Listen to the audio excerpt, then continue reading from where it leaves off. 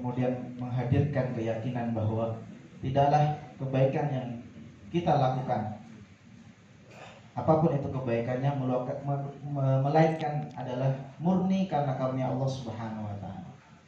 Maka keyakinan seperti ini akan menghadirkan sifat malu kepada Allah, sifat takut kepada Allah.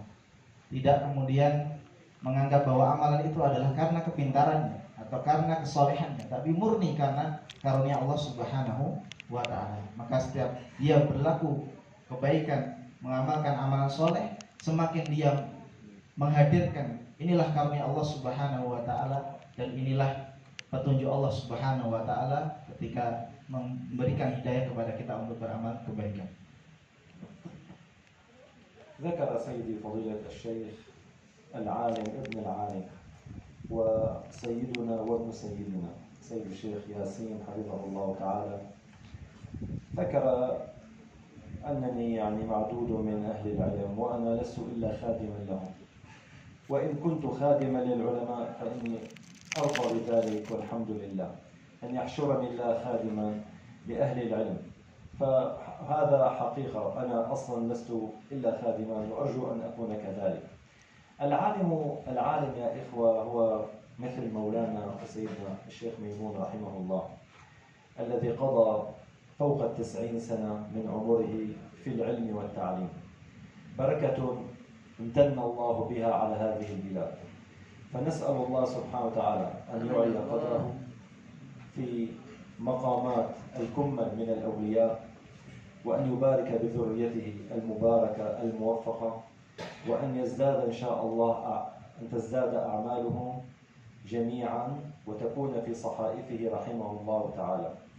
كما أني لا يسعني إلا أن أثني خيرا على فضيلة الأستاذ الشيخ سيدي الشيخ شهاب الدين حفظه الله، ذلك الشاب النشيط المؤمن الذي عرفته من أكثر من 20 سنة في دمشق، وتشرفت بخدمته، بارك الله به، ومن الله علي أن أكون خادما له في تعليم كتاب الله سبحانه وتعالى. ومن ذلك الوقت والحمد لله الأخوة قائمة وإن شاء الله بالزيادة. وهذا المعهد الكريم، معهد أشكريمان، الذي كان يرعاه beliau Syekhuna, Masya Allah, artinya mengajarkan kepada kita semua tentang ketawaduan, bahwa beliau sangat bangga dengan muridnya, dan murid beliau adalah guru kita bersama, Gus Yasin Zubair Hafidullah Ta'ala, dan kemudian juga Ustaz Syihabuddin adalah murid beliau. Tapi kemudian Syekh Mahir mengatakan tidaklah hal itu tadi, karena Gus Yasin tentang bagaimana dulu ketika Gus Yasin belajar di rumah beliau setiap ba'da asar, ya, Syekh Mahir berkhidmah, ya, berkhidmah memberikan makan setiap ba'da talim, dan beliau tidak mau dibantu oleh muridnya, karena beliau mengatakan bahwa kamu adalah tamuku, maka aku yang berkhidmah. Dan beliau mengatakan bahwa inilah bentuk khidmah saya kepada para ulama. Dan ketika hal itu adalah satu kebahagiaan bagi beliau, dan kemudian semenjak 20 tahun yang lalu, ya, ukhuwah ini terus terbangun, dan alhamdulillah kemudian beliau bisa hadir di tengah-tengah kita untuk kemudian mengajarkan kepada kita tidak hanya sekedar ilmu atau maklumat, tapi bagaimana kita belajar tentang akhlak beliau, bagaimana ketawaduan beliau, dan semoga Allah Subhanahu wa taala menjaga beliau dalam kebaikan dan kesehatan selalu. ولا ننسى أيها الإخوة أن نذكر ونترحم على المؤسس الأول لمعهد عيش كريمة، فضيلة المربي الطبيب أبو حنيف الدكتور تونجو رحمه الله تعالى. ذاك الرجل الذي أمضى دهرا من حياته في خدمة كتاب الله وخدمة أهل القرآن، وهذه الأعمال أيها الإخوة إن شاء الله هي من من حسناته الجارية رحمه الله تعالى. Beliau kemudian berdoa sebelumnya adalah kepada kiai kita bersama Mbah Muhammad Zubair rahimahullah taala, semoga Allah Subhanahu wa taala memberikan keluasan kubur dan kemudian ditinggikan derajatnya, karena sekian banyak jariah beliau termasuk dari Gus Yassin yang kemudian sekian banyak amal kebaikan yang pasti kita yakini itu kemudian menjadi jariah beliau rahimahullah taala. Dan juga kita mengingat bagaimana kebaikan-kebaikan dari pendiri Mahat Iskarima almarhum Dr. Tunjung S. Suharso, spesialis ortopedi, yang beliau dengan jihad malnya, jihad hartanya, kemudian memberikan fasilitas kepada para hufadzul Quran, dan semoga kita semua yang hadir di sini termasuk majelis ini menjadi jariah bagi beliau rahimahullah ta'ala. أيها الإخوة، اجتماعنا في هذه اللجنة الكريمة التي يرأسها فضيلة أستاذنا الشيخ حاج ياسين، التي تقوم بإنشاء مراكز حضارية تسعد بها الأمة وتعم خيراتها هذه المنطقة جاوة الوسطى، وإن شاء الله تعم البلاد كلها. هذه الأعمال أيها الإخوة الحقيقة هي الحضارة بعينها، هي الحضارة، هي الإنسانية، هي مظهر إنسانية الإنسان، أن تقدم لأمتك ما يسعدهم من التعليم، التدريس، الرياضة، الطب. كل هذه الأنشطة أيها الإخوة هي حقيقة الحضارة، مظهر الحضارة الإنسانية تتجلى في هذه الأعمال. Baik, beliau kemudian sangat mendukung, mengapresiasi dari gerakan dan organisasi Santri Kaim Nusantara, yang mana dari satu jam'iyah, satu organisasi ini, dari perkumpulan ini adalah bentuk sebuah peradaban, sebuah hadarah, sebuah peradaban, yang mana peradaban ini adalah untuk membahagiakan ya masyarakat secara umum, dimulai dari Jawa Tengah, dan semoga beliau berdoa kemudian bisa sampai seluruh, bahkan seluruh alam ya, seluruh dunia. Bagaimana kita memberikan kebahagiaan kepada seluruh manusia lewat ta'lim, lewat riyadhah, lewat olahraga, kemudian lewat bagaimana kita peduli terhadap kesehatan dan kegiatan sosial yang lain. Maka inilah bentuk peradaban yang mana peduli terhadap kemanusiaan itu sendiri. وهذه الأعمال أيها الإخوة الحضارية قد وضع أساسها سيدنا محمد صلى الله عليه وسلم عندما قال: مثل المؤمنين في توادهم وتراحمهم وتعاطفهم كمثل الجسد إذا اشتكى منه عضو تداعى له سائر الجسد بالسهر والحمى. إذن عندما أنا أشعر بأني ينبغي علي أن أخدم هذا المجتمع، والثاني يشعر، والثالث يشعر، والرابع يشعر، عند ذلك المجتمع كله كالجسد الواحد، كله يتقدم، كله يتحسن حاله إذا كان هذا بالتعاون بين أبنائه أيها الأخوة. Dan bentuk peradaban kemanusiaan seperti ini sudah diajarkan oleh Nabi kita, Nabi Muhammad, Sayyidina Muhammad Sallallahu Alaihi Wasallam, ketika beliau bersabda, perumpamaan seorang mukmin dengan mukmin yang lain kal jasad, sebagaimana satu tubuh.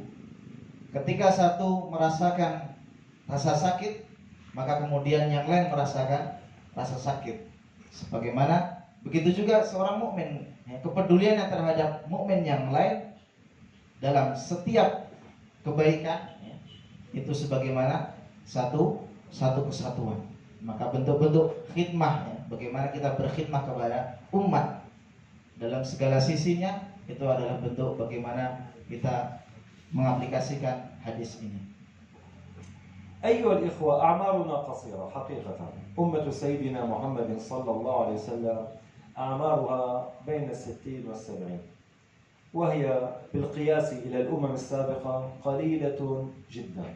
يقال أيها الإخوة أن سيدنا نوح عليه السلام كان يمشي فرأى امرأة تبكي على قبر، دفنت ولدها وصارت تبكي وتقول: يا حسرة عليك يا ولدي، لم ترى من شبابك إلا القليل، يا حسرة عليك، ما عاش إلا 300 سنة فقط المسكين، يا حسرة 300 سنة فقط. فقال سيدنا نوح: وما قولك إن علمت أن هناك أقواما سيأتون يعيشون بين 60 و70؟ فقالت له تلك المرأة: يا ترى هل يبنون بيوتا يسكنونها؟ أم أنهم يقضون 70 سنة في الطرقات؟ يلا لا يحتاج أن يبني بيت، ننام في الطريق ثم انتهى الموضوع. فإذا أعمارنا أيها الإخوة قصيرة. Baik, beliau mengingatkan bahwa umur kita sangatlah pendek, bahwa umur umat Sayyidina Muhammad SAW sangat pendek, antara 60 sampai 70, dan itu sangat pendek sekali waktunya, sangat singkat. Beliau mengisahkan satu riwayat bagaimana dikisahkan dulu di zaman Nabi Nuh alaihissalam, ketika Nabi Nuh ini berjalan di satu tempat melihat ada seorang perempuan yang sedang menangis. Kenapa menangis? Karena menangisi seorang anaknya yang meninggal dalam keadaan yang masih belia. Berapa umurnya? Nah, ketika ditanya oleh Nabi Nuh, umur anaknya yang meninggal itu adalah 300 tahun. 300 tahun disebut sebagai masih sangat muda, sangat belia. Maka kemudian Nabi Nuh pun mengingatkan, wahai perempuan, wahai ukhti, tahukah engkau bahwa nanti akan ada satu kaum yang akan datang yang umurnya hanya 60 sampai 70. Maka kemudian perempuan ini pun menjawab, bagaimana mereka akan membangun rumah? Ya, nggak kepikiran karena umurnya sangat pendek. Menurut mereka, bagaimana mereka 60 tahun ini, apakah mereka tidurnya atau tinggalnya di jalan-jalan, nggak sempat untuk buat rumah. Ya, itu kisah bagaimana menandakan bagaimana umur umat ini dibanding umat-umat terdahulu sangat pendek sekali.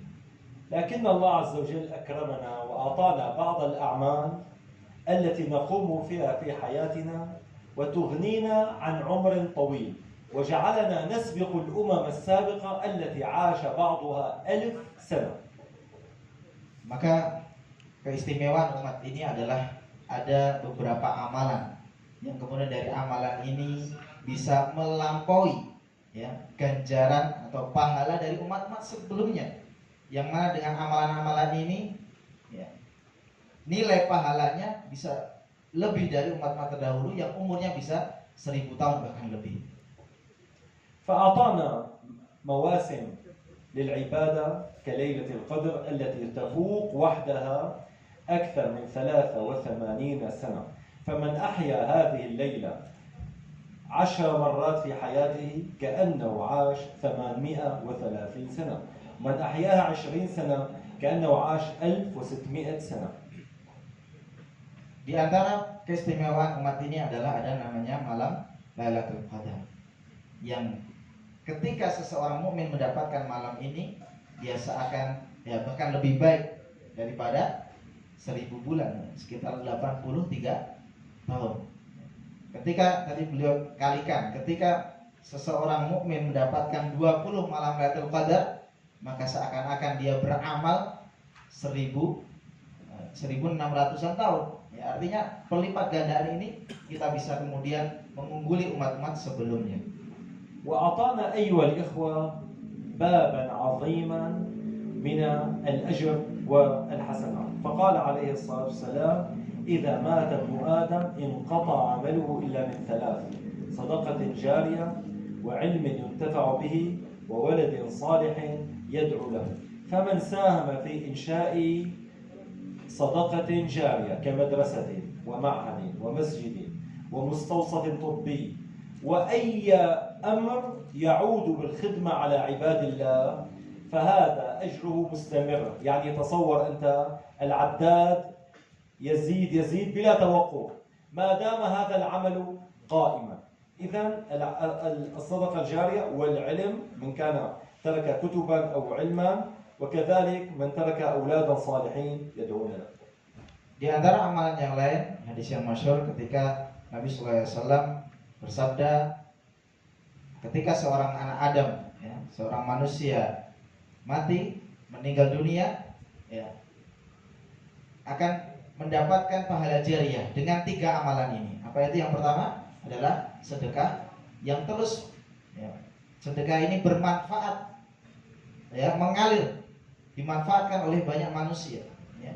Di antara contoh yang beliau contohkan adalah membangun satu madrasah, majelis ta'lim, masjid, musola, ya, klinik, rumah sakit yang di situ berkhidmah untuk kebaikan manusia, selalu pahalanya mengalir. Kemudian yang kedua adalah ilmu yang bermanfaat. Ketika seorang kemudian meninggalkan satu buku yang bermanfaat, meninggalkan satu ilmu yang bermanfaat, maka terus ilmu jariahnya, pahalanya akan mengalir. Juga yang ketiga adalah memiliki anak-anak yang soleh yang akan mendoakan, ya, orang tersebut. وكل من ساهم في هذه الأعمال إن شاء الله هو شريك في الأجر.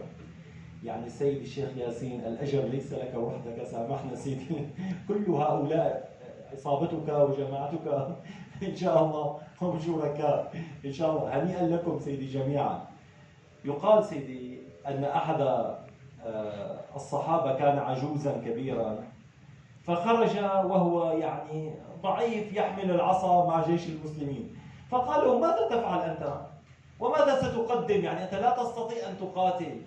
قال: يكفي أن أكثر سواد المسلمين، يعني أن يكون العدد كبيرا ولو لم أقاتل، المهم أني وقفت معهم، فإن شاء الله الأجر مشترك إن شاء الله. Beliau kemudian menyampaikan kabar gembira kepada seluruh yang tergabung dalam santri Gayung Nusantara ini. Bergembiralah ketika punya saham, yang punya andil dalam kebaikan. Jadi pahalanya tidak hanya untuk Gus Yasin sendiri, tapi semua yang kemudian ikut andil dalam jamaiyah ini, dalam organisasi ini, ketika berkhidmah untuk kebaikan, maka pahalanya untuk semuanya. Ya. Dikatakan dalam satu kisah, ya, para sahabat ketika ingin berangkat satu peperangan, ada seorang yang ajuz, orang yang sudah sepuh, sudah dhaif, ya, sudah jalan saja susah, tapi kemudian dia ikut perang. Yang muda-muda sahabat kemudian bertanya, "Wahai kakek, kenapa engkau ikut perang? Ya, mau perang sudah nggak bisa, mau lari pun nggak bisa," gitu ya. Maka kemudian seorang yang sudah lemah ini, udah sepuh ini mengatakan, "Ya, cukuplah saya kemudian menambah jumlah pasukan kaum muslimin. Meskipun nggak kemudian membantu dalam peperangan, tapi nambah jumlah saja, itu sudah satu kebanggaan ketika jumlah kaum muslimin semakin banyak dalam peperangan tersebut." اسمحوا لي أن أروي لكم هذه القصة التي قد رويتها من قبل، لكن لا بأس أن أعيدها، إن شاء الله فيها خير وفائدة. في دمشق يا سيدي الشيخ ياسين هناك مسجد يسمى مسجد السنانية، معروف سيدي، بعد سوق الحميدية تمشي باتجاه باب الجابية، تمشي هكذا باتجاه الباب الصغير حي الميدان، يعني تمشي قرابة 500 متر ستجد مسجد هنا اسمه سنانية، مسجد السباهية. هذه مساجد أو مسجد سنان باشا يسمى، مسجد سنان باشا. يقال أن هذا الوالي كان والي دمشق اسمه سنان باشا، أراد أن يبني هذا المسجد وأراد أن يبنيه من ماله الخاص ولا يشاركه فيه أحد أبدا. فأتى بالعمال والمهندسين: إياكم أن يدفع فيه أحد، أريد أن أقدم مسجدا لله خالصا من جيبي. وبينما هم يعملون جاءت امرأة ومعها طفل صغير بيدها كذا تمشي، فحملت حجرا وقالت للعمال: الله يرضى عليك، ضع هذا الحجر في الجدار. قال لها: والله الوالي قال لنا لا تقبلوا شيئا من أحد، قال: أرجوك فقط هذا الحجر الصغير ضعه هنا في الجدار. فالعامل أشفق عليها، أخذ الحجر ووضعه في الجدار. في تلك الليلة ينام السلطان سنان باشا فيرى في الرؤيا قصرا عظيما في الجنة. فقيل: قال لمن هذا؟ قالوا: هذا لك، لأنك بنيت المسجد. ووجد بجواره قصرا مثله تماما. قال: ولمن هذا؟ قال: لمن شاركك في المسجد. فقام الرجل من نومه: أريد أعرف من الذي شاركني. ذهب إلى العمال: من الذي دفع؟ قالوا: ما في أحد دفع. أبدا. في واحد قال لك والله جاءت امرأة أعطتنا حجرا فوضعناه في الجدار. قال هذا الحجر أخذت أجر المسجد كاملا. Baik, beliau mengisahkan yang kisah ini memang sering banget beliau sampaikan di majelis-majelis beliau ya. Mungkin banyak, terutama santri terus sudah hafal mungkin ya. Masjid Sinania, Sinania atau kemudian Masjid Sinan Basyah ya, dari tempat beliau nggak terlalu jauh. Kisahnya adalah bahwa masjid ini dibangun oleh seorang yang memang berkuasa atau kemudian memang waktu itu menjadi seorang gubernur lah bahasanya mungkin ya di daerah itu, namanya Sinan Basyah, yang ketika mau bangun masjid itu sudah punya mandat buat timnya ya, kontraktor dan seterusnya. Pokoknya dari awal sampai akhir masjid ini hanya saya bangun, dari awal sampai akhir, pendanaan segala macam, tidak boleh ada satupun yang punya andil untuk bantu.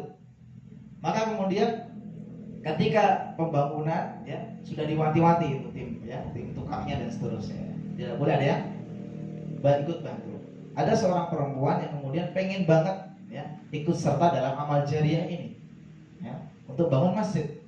Dan kemudian ketika mendatangi pengen ikut andil sedekah bangun masjid, tidak boleh, sudah diwanti-wanti kan sama tukangnya, tidak boleh. Kami sudah diperingatkan oleh wali tadi ya, Sinan Basyah, tidak boleh ada satupun yang ikut bantu.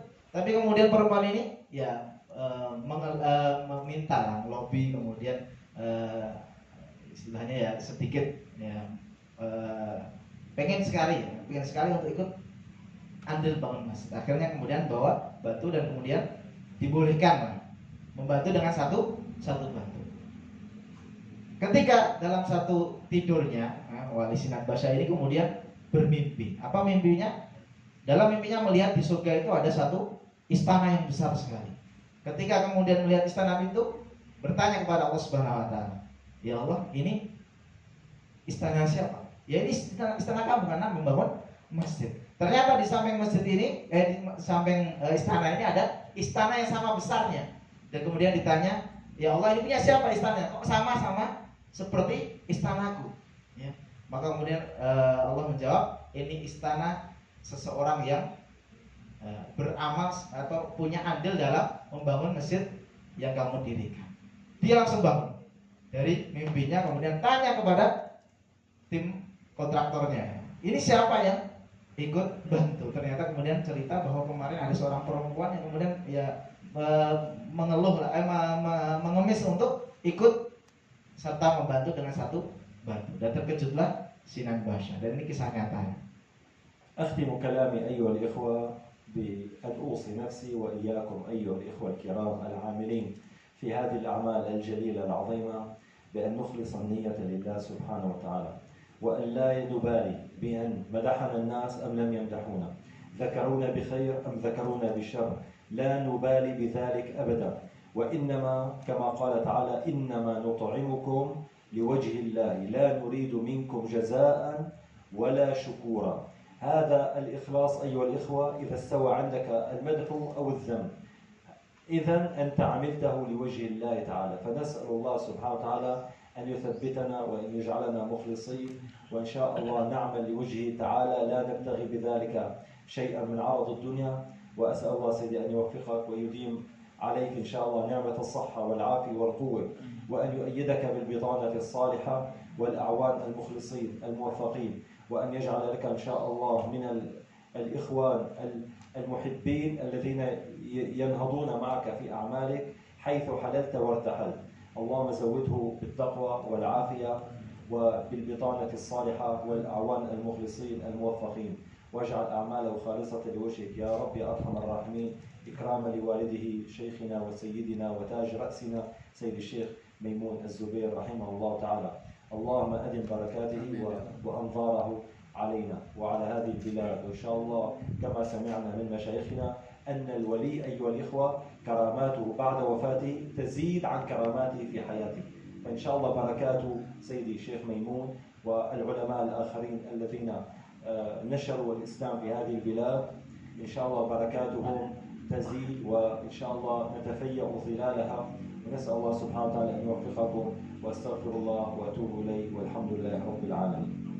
Baik, beliau menutup dengan satu penutup bahwa mengingatkan seluruh yang tergabung dalam satu jamiah yang baik ini, yaitu Santri Kayu Nusantara, untuk menata niat dalam keikhlasan. Karena dengan ikhlas inilah Allah Subhanahu wa taala akan membantu setiap amalan kita, memberikan taufik dan kemudian menjadikan amalan ini akan berkah. Ya, kebaikannya akan memancar ke setiap penjuru, bahkan penjuru dunia. Ya. Dan maka beliau menyampaikan juga bahwa di antara amalan ini semoga menjadi satu jariah ya, dari guru kita ya, Kiai Haji Mbah Maimun Zubair, bahwa di antara perkataan para ulama, seorang wali itu ketika meninggal dunia maka karomahnya, kebaikannya akan bertambah ya, berkali lipat daripada ketika beliau masih hidup ya. Jadi semoga setiap kebaikan-kebaikan yang akan melahirkan ya, kebaikan di negeri kita dan bahkan di dunia ini termasuk jadi tanda karomah beliau, dan semoga setiap jariah ini akan menjadikan kebaikan dan kemudian menjadi satu nilai pahala yang Allah sertakan, Allah kirimkan bagi Mbah Maimun Zubair. Demikian dari beliau, dan waktu dan tempat kami kembalikan kepada Raisul Majelis.